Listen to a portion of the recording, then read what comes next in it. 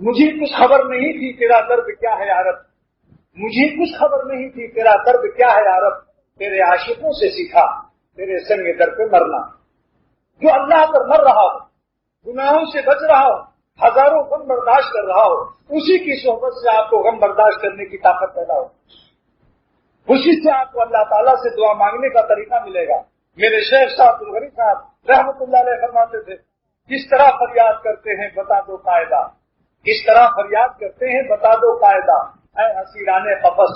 اے اسیران قفس، میں نو گرفتاروں میں ہوں، یعنی میں ابھی نئی چڑیا ہوں، ابھی گرفتار ہوئی ہوں، چمن کی جدائی کی فریاد ہے پرانی چڑیوں، تم کس طرح فریاد کرتے ہو، مجھ کو بھی سکھا دو۔ تو اللہ تعالیٰ کی جدائی کے غم میں جو لوگ فریاد و مناجات کر رہے ہیں ان سے پوچھا جاتا ہے کہ بھائی کس طرح اللہ سے دعا کی جاتی ہے، کیسے اللہ سے مانگا جاتا ہے۔ کبھی میرے شیخ پر جو کیسے تاری ہوتی تھی، جوش اور مستی، شاہ عبدالغنی صاحب رحمۃ اللہ علیہ تو فرماتے تھے بھائی آج تو درد دل کو سوا محسوس ہو رہا ہے، اور یہ شعر پڑھتے تھے، کیوں باد صبا آج بہت مشکبار ہے،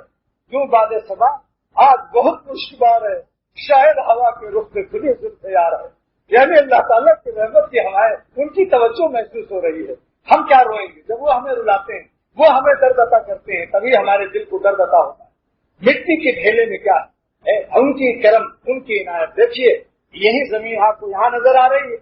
سورج کی شعاعوں نے وہاں زمین کو چمکا دیا ہے اس کونے میں، تو اللہ تعالیٰ کی محبت اور رحمت کی جب سورج کی کرن ہمارے دل پر پڑ جاتی ہے تو ہم کچھ